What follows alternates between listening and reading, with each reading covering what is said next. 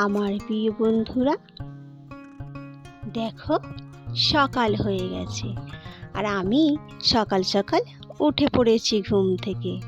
এখন তো কেউ ওঠেনি, তাই আমি এসে গেলাম আমাদের সামনের দরজাটা খুলে দিতে। আর দেখো ঘুম থেকে উঠেই ভাবলাম, আর এই যে পর্দাটা থাকে একটু ওপরে তুলে দিলাম, আর ভাবলাম এবার মুখটা ধুয়ে নিই। তাই চোখে মুখে একটু জল দিয়ে দিচ্ছি, চোখে মুখে একটু জল দিয়ে মুখটা ধুয়ে নিলাম। তারপরে দেখো ছড়া দিচ্ছি, আর ছড়াটা দিয়ে মেন দরজাটাতে একটু জল ঢেলে দিলাম। আর কি জানো তো, মাম্মাম রোজ এখানটাতেই জুতো খুলে রাখে। যত বলি জুতোটা একটু ওপরে নিচে রাখবি, তবুও সেই ওপরেই খুলে রাখে, আর আমাকে তো রোজই নামাতে হয়। আর এই দেখো ছড়া তো আমার দেওয়া হয়ে গেল। এবার আমি চলে গেলাম গা ধুতে। তো গাটা ধুয়ে এসে ব্রাশ করে এসে গেছি ঝাড়ুটা দিয়ে নিতে। আর দেখো জানালার দরজাটা একটু খুলে দিলাম। তো যাই হোক বন্ধুরা, সুপ্রভাত। আশা করি তোমরা সকলেই ভালো আছো, সুস্থ আছো। আমি জ্যোৎস্না, আমার ব্লগে তোমাদের সকলকে স্বাগত আর অনেক অনেক ভালোবাসা রইল। আজকে জানো তো, ঘরের ভেতরগুলো ঝাড় দিলাম না এখন, কারণ সবাই এখন ঘুমাচ্ছে, তো আমি পরে ঝাড় দিয়ে দেবো। তাই দালানটা, রান্নাঘর আর উঠোন কটা ঝাড় দিয়ে নেবো।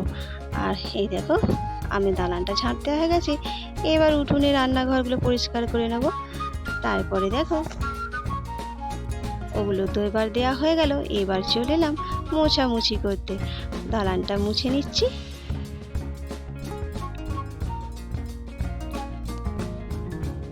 মেজদা এখন উঠে পড়েছে, মেজদা চলে গেছে দোকানে, তাই ওর ঘরটাও মুছে নিলাম। আর এই দেখো আমার ঘরটা তো মুছলাম না, ওদিকে মাম্মা আর ওর পাপা তো ঘুমাচ্ছে, সেই জন্য। আর এই দেখো মোছামুছির কাজ শেষ করে চলে এলাম রান্নাঘরে। জানো কালকে কটা বাসন ছিল খাওয়া হয়েছিল, সেগুলো তো রাত্রেই ধুয়ে নিয়েছিলাম। আর এখন হাঁড়িটা ধুয়ে নিচ্ছি, কালকে ধুইনি কারণ সঙ্গে সঙ্গে তো ভাতের হাঁড়ি ধুই না, আর সেই জন্য ভাত ছিল দুটো, তাই এখনই ধুয়ে নিচ্ছি। আর কি জানো তো, আজকে সকালেই ভাত বসাবো, কারণ তোমাদের দাদা আজকে তার ডিউটিতে যাবে, তাই হাঁড়িটা ধুয়ে নিলাম। আর এবার সবজি কটা কেটে নেব, আজকে হবে বরবটির তরকারি।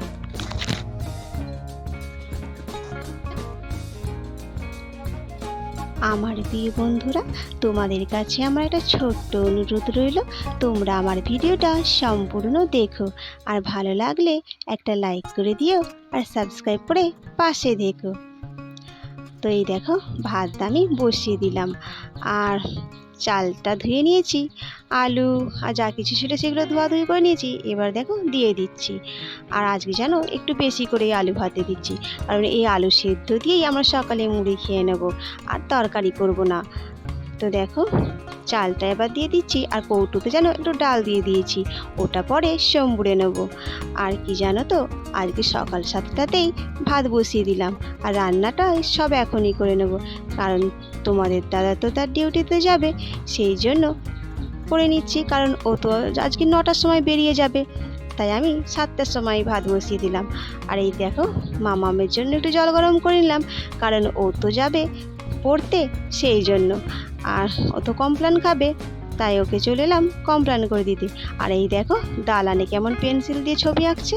আসলে কি জানো তো, ওর এটা ছোটোবেলাকার অভ্যাস, ও সব সময় দালানে ছবি আঁকে, খাতাতেও আঁকে, কিন্তু সময় পেলেই পেন্সিল দিয়ে আঁকতে খুব ভালোবাসে, গোটা দালানময় লিখে বেড়ায়।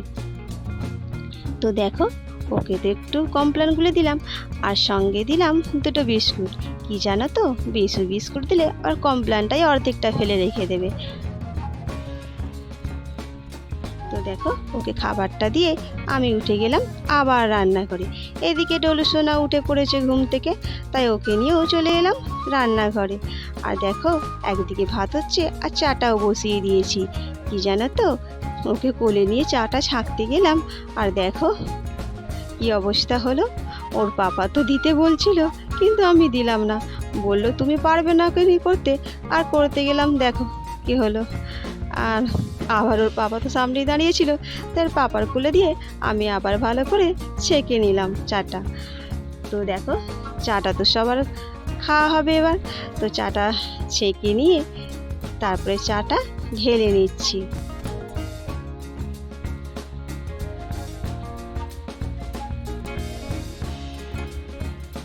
আর আজকে কি জানো তো, ডলুসোনার পাপার জন্য ছোলা বাদাম ভেজাতেই ভুলে গেছি। আর ও তো বিস্কুট দিয়ে চা খেতে চায় না, তো এই জন্য একটু রাগ করলো। আর তো দেখো চা সবাইকে দিয়ে চলে এলাম। এবার আমি রান্নাঘরেই চা খেতে লাগলাম, কারণ চা বসে বসে খাবো, এক্সট্রা সময় তো আজকে হাতে নেই। তাই দেখো কড়াইতে একটু তেল দিয়ে দিলাম, তেলটা ততক্ষণ গরম হচ্ছে আর এদিকে আমি চা খাচ্ছি। তো আমার প্রিয় বন্ধুরা, যারা আমার আগের ভিডিওতে কমেন্ট করেছো তাদের অসংখ্য ধন্যবাদ। আর সত্যি কথা বলতে তোমাদের আমি একটা কমেন্টের অপেক্ষায় বসে থাকি গো। আর যারা এখনো কমেন্ট করোনি, বলি বসে থাকো না, একটা কমেন্ট করে দাও না।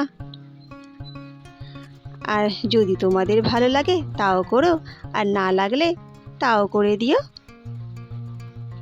তো দেখো কথায় কথায় আমার চা খাওয়া হয়ে গেল আর তেলটাও গরম হয়ে গেল। তো সবজি কটা দিয়ে দিলাম, যে বরবটিটা কেটেছি সেটাই। তো বরবটি আলু দিয়ে একটু তরকারি বানাবো আজকে, আর ডাল হবে, আর মাছ হবে। মাছ নিয়ে এসেছে তো, আর এই দেখো মাছ নিয়ে এসেছে, একটু ছাই নিয়ে এলাম উনুন থেকে, জানো তো ছাই দিয়ে না মাজলে মাছগুলো হাত থেকে হড়কে যায়। আর এই দেখো কি মাছ নিয়ে এসেছে, আর ট্যাংরা মাছ নিয়ে এসেছে, এটা বরফের, আর একটা মৃগেল মাছ।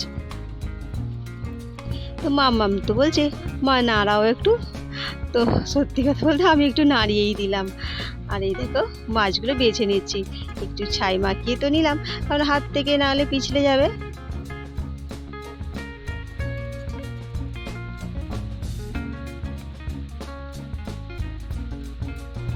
আর এই দেখো, আর ট্যাংরা মাছটার খুব শক্ত মুড়োটা, জানো তো প্রায় কাটতেই পারছিলাম না। আর কত ডিম হয়েছে জানো, ডিমগুলো দেখো সব মাথার মধ্যে, আর পেটের মধ্যে একটাও ডিম নেই। আমি এই প্রথম দেখলাম এই জানো এটা। আর দেখো বের করতেই পারছি না, বের করতে যাচ্ছি ফেটে যাচ্ছে। তো অনেক কষ্ট করেই আমি ডিমটা বের করলাম, এই দেখো ডিম। তো মাছ বাছা হয়ে গেল, এবার চলে এলাম কলে মাছগুলো ধুয়ে নিতে। তো আমার প্রিয় বন্ধুরা, যারা নতুন বন্ধু হয়ে আমার ভিডিওটা দেখছো তাদের অসংখ্য ধন্যবাদ। আর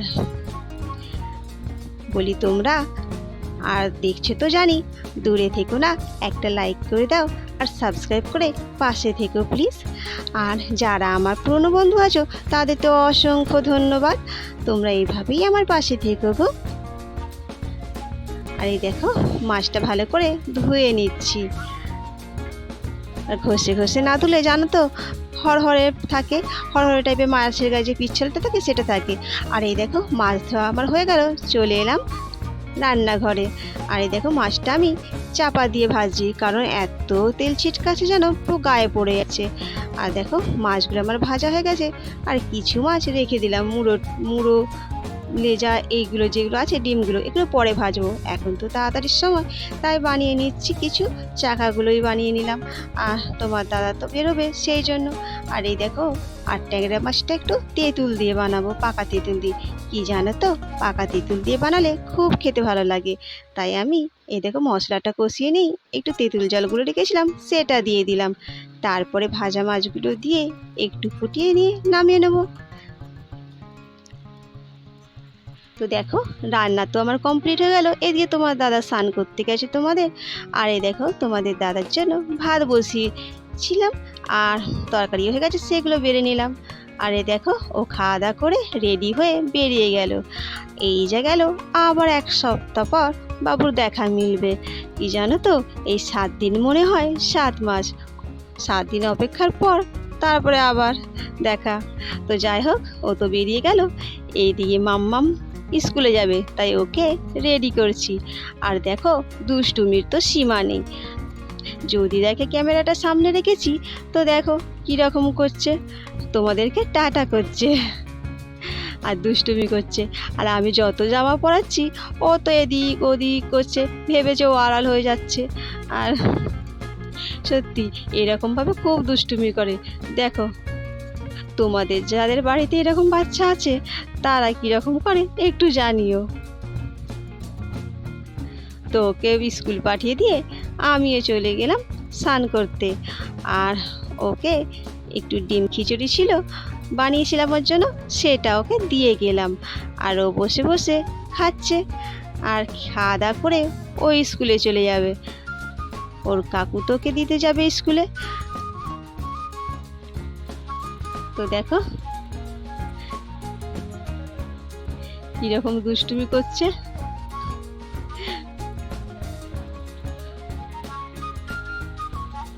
তো খেতে বসে গেছে দেখো। এবার খাওয়া দাওয়া করে বাবু চলে গেলেন স্কুলে। আর আমিও চলে এলাম স্নান টান সেরে ডলু সোনাকে খাওয়াতে। আর এদিকে ঠাকুরকে জল দেওয়া হয়নি, পরে দিয়ে দেবো একটু। আর দেখো ডলু সোনাও দুষ্টুমি করে খাচ্ছে। তো ডলু সোনাকে খাইয়ে ওকে স্নান টান করানোও হয়ে গেছে। আর এদিকে দেখো ঠাকুর সেবাও দেওয়া হয়ে গেছে। আর দুপুরবেলা আমি চলে এসেছি সবার জন্য খাবার বেড়ে নিতে। আর এই দেখো যেই মাছের এটা তরকারি। আর এই দেখো খাওয়া দাওয়ার পর চলে এসেছি রেস্ট নিতে। তো বন্ধুরা, আজকের ভিডিওটা এই পর্যন্ত। যদি তোমাদের ভালো লাগে অবশ্যই একটা লাইক করে দিও আর সাবস্ক্রাইব করে পাশে থেকো। আর যারা আমার